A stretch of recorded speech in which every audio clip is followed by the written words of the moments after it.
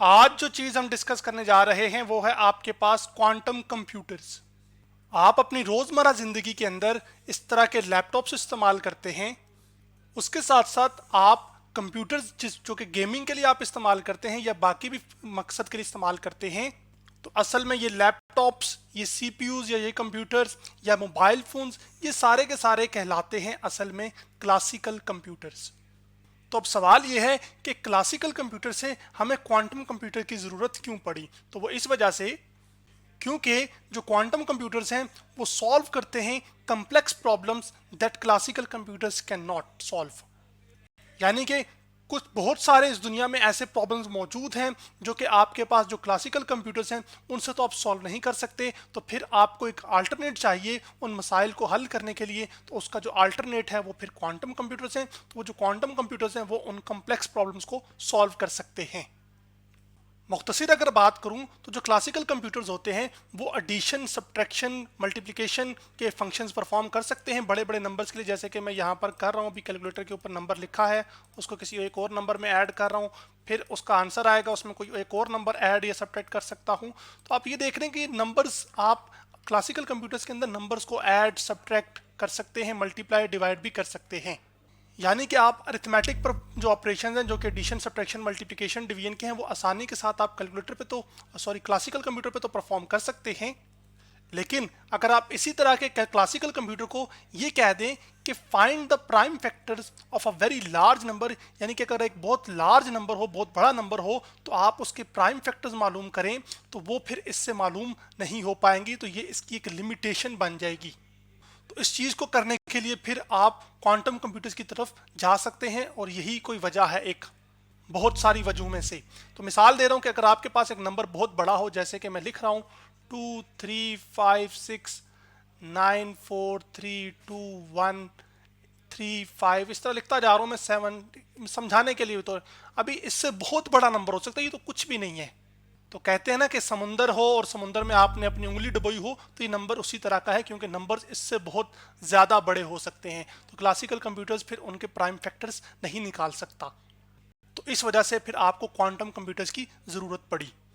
उसके साथ साथ जो क्लासिकल कंप्यूटर्स हैं वो आपके पास, अगर मेरे पास यहाँ पर मिसाल समझाने के तौर पर बता रहा हूँ कि आपके पास ये कंटेनर है और इस कंटेनर में गैस मॉलिक्यूल्स मौजूद हैं, तो हर एक पार्टिकल इस कंटेनर के अंदर क्या कर रहा है कि वो मूव कर रहा है। कोई दाएं जा रहा है, कोई इधर बाएं जा रहा है, कहीं लेफ्ट, आगे पीछे, सब ये मूव कर रहे हैं। अब आप इनको सिमुलेट करना चाहते हैं, यानी कि इनको आप इनकी मोशन को, हर एक इंडिविजुअल पार्टिकल की मोशन को ऑब्जर्व करना चाहते हैं। तो क्लासिकल कंप्यूटर के बस की ये बात नहीं है। तो फिर आपको इस तरह के कम्प्लेक्स प्रॉब्लम्स में, जिसके अंदर आपने एटम्स की, पार्टिकल्स की मोशन को ट्रेस करना हो, और ये कोई पार्टिकल एक ना हो बल्कि बहुत ज़्यादा नंबर ऑफ पार्टिकल्स हों, तो फिर उनको ट्रेस करने के लिए, उनकी मोशन को ट्रेस करने के लिए क्लासिकल कंप्यूटर की मदद का सहारा नहीं लिया जा सकता। तो उसका हमें एक अल्टरनेट चाहिए। तो वो जो अल्टरनेट है वो आपके पास क्वांटम कंप्यूटर्स हैं। तो फिर इसका मतलब है कि क्वांटम कंप्यूटर्स की मदद से आप सिमुलेट कर सकते हैं कि मॉलिक्यूल्स एक कंटेनर के अंदर कैसे बिहेव कर रहे हैं, कैसे मोशन कर रहे हैं, कौन किसके साथ टकरा रहा है, कौन कब दीवार के साथ टकरा रहा है। तो बहुत सारी प्रॉब्लम में से दो प्रॉब्लम मैंने आपके लिए आइडेंटिफाई की हैं अभी, तो जो कि आप क्वांटम कंप्यूटर्स के ऊपर सॉल्व कर सकते हैं। इसी तरह ये क्वांटम कंप्यूटर्स आने वाले दौर के अंदर फाइनेंस के मामले में भी आपको बहुत ज़्यादा हेल्प आउट करेंगे।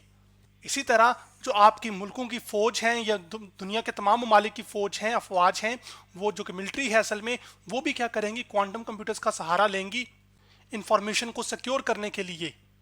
क्योंकि आपके जो क्वांटम कंप्यूटर्स हैं वो ज़्यादा सिक्योर हैं, more secure than classical computers. जो क्लासिकल कंप्यूटर्स हैं जैसे कि लैपटॉप और ये वाला कंप्यूटर, इनकी बानिस्बतन जो क्वांटम कंप्यूटर्स हैं वो ज़्यादा सिक्योर हैं, यानी कि उसके अंदर जो डाटा लीक होना है वो मुश्किल और नामुमकिन होने के बराबर है। इसी तरह ये जो आपके आम कंप्यूटर्स हैं, इनके अंदर जो मेमोरी स्टोर होती है, या कंप्यूटर्स का यूनिट ऑफ जो मेमोरी है, वो असल में बिट है। और बिट क्या होता है, या तो 0 या 1। इसका मतलब है ये जो आम कंप्यूटर्स हैं या मोबाइल्स हैं या लैपटॉप्स हैं, इनके अंदर जो इंफॉर्मेशन स्टोर होती है वो 0 और 1 की फॉर्म में हो रही होती है। जबकि ये जो क्वांटम कंप्यूटर्स हैं, इसका जो यूनिट ऑफ मेमोरी है वो असल में क्यू बिट है, और क्यू से यहाँ पर मुराद क्वांटम बिट। तो क्यू बिट हम असल में कहते हैं क्वांटम बिट को। जबकि जो क्वांटम या क्यू बिट है आपके पास, ये हम कहते होते हैं टू लेवल क्वांटम सिस्टम को, जैसे कि एक इलेक्ट्रॉन की स्पिन जो कि अप भी हो सकती है, मैं समझाने के लिए तीर का निशान अप डाल रहा हूं, ठीक है, अप स्पिन पॉइंट भी कर सकती है और डाउन भी। तो आप इलेक्ट्रॉन की स्पिन की बुनियाद पर आप एक क्वांटम बिट को डिफाइन कर सकते हैं। लेकिन इसके अंदर जो फर्क है बुनियादी और क्लासिकल बिट में फर्क ये है कि इसके अंदर जो क्वांटम बिट होगी ना, ये सुपरपोजिशन की स्टेट में होगी। सुपरपोजिशन का मतलब ये है कि आपके पास कुछ कंट्रीब्यूशन या कुछ प्रोबेबिलिटी आपके पास उस स्टेट की जो टू लेवल क्वांटम सिस्टम की होगी, वो ये होगा कि या तो वो स्पिन अप पॉइंट कर रहा है इलेक्ट्रॉन की, या फिर कुछ जो है ना कंट्रीब्यूशन डाउन कर रहा है। तो उसको हम रिप्रेजेंट करते होते हैं इससे, जो कि साय है, जो कि अभी मुश्किल है आपके लिए समझना, लेकिन समझाने के तौर पर इस टू लेवल या क्वांटम बिट को हम साय से रिप्रेजेंट कर रहे हैं, जिसमें होगा आपके पास ए, ये एम्पलीट्यूड होगा, यानी कि इतनी और यहां पर मैं लिख रहा हूं कि ये जीरो की स्टेट को रिप्रेजेंट कर रहा है, प्लस जो बी है ये आपका प्रोबेबिलिटी एम्पलीट्यूड रिप्रेजेंट कर रहा है किसका, 1 का। तो इसमें आपके पास ये लीनियर सुपरपोजिशन है, यानी कि दोनों का मिला के है, कुछ कंट्रीब्यूशन 0 बिट की वजह से और कुछ 1 की वजह से है। अगर ये बात आपको भी समझ नहीं भी आई तो कोई बात नहीं, ये आप आने वाले वक्त के अंदर सीखेंगे इंशाल्लाह। जैसे लैपटॉप्स और मोबाइल्स की चिप्स होती है ना, वैसे ही क्वांटम कंप्यूटर की जो चिप है वो कुछ इस तरह की होगी, जिसके अंदर सारी इंफॉर्मेशन जो है ना वो स्टोर होगी।